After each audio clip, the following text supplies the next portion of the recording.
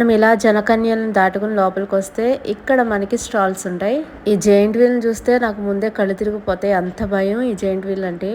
ఇక్కడైతే స్టాల్స్ ఉన్నాయి, చెవులీలు, దండలు, ఇంకా మనకి ఏం కావాలంటే అదే. మీకు తెలిసిందే కదా, ఆడవాళ్ళకి ఎంతో ఇష్టమైన ప్లేస్ ఎగ్జిబిషన్ అంటే ఇదే. ఫస్ట్ మనం ఎగ్జిబిషన్ కి వెళ్తే వెళ్ళేది ఇలాంటి ప్లేసెస్ కే కదా. బ్యాంగిల్స్ అయితే నాకు చాలా బాగా నచ్చింది. ఈ గేమ్ ఏంటో నాకు కొంచెం ఇంట్రెస్టింగ్ అనిపించి ఆడదాం అనుకున్నాను. డైస్ ఆట అంట ఇది. మనకి ఎంత నెంబర్ పడితే ఆ నెంబర్ లో ఉన్నది ఇస్తారనమాట. నాకైతే 23 పడింది. అక్కడ ఏమొస్తుందా అని చెప్పేసి అనుకున్నాను, కానీ ఇది పెన్సిల్ అనుకున్నాను, కాదంట పెన్ను. 40 రూపాయలు పెట్టి నేను టికెట్ కొంటే ఈ 5 రూపాయల పెన్ను వచ్చిందనమాట.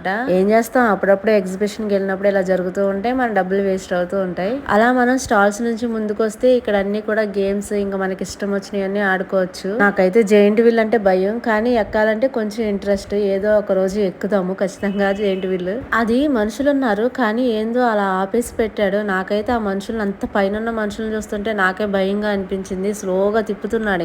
ఇంకా ఎగ్జిబిషన్ అయిపోయింది, మళ్ళీ షాపింగ్ అయితే వచ్చేసాం. ఇక్కడైతే మనం కొనేది ఏం లేదు కానీ చూడడమే. మ్యాక్స్ కి వచ్చాను. మ్యాక్స్ లో ఎప్పుడు చూసినా నాకైతే హెవీ రేట్ లో కనిపిస్తూ ఉంటాయి. కొనాలి అనే ఇంట్రెస్ట్ తో వెళ్తాను, కానీ కొనకుండా చేసేస్తారు మా వారు. అసలు ఈ బ్యాగ్ రేట్లు చూసి మనం కొనలేము అని చెప్పేసి పెట్టేస్తున్నాను. క్వాలిటీ బాగుంది ఈ బ్యాగ్స్ వి, కానీ రేటు కూడా అలానే ఉంది. చెప్పండి, మీలో ఎంతమంది జలకన్య ఎగ్జిబిషన్ కి వెళ్ళారు? తప్పకుండా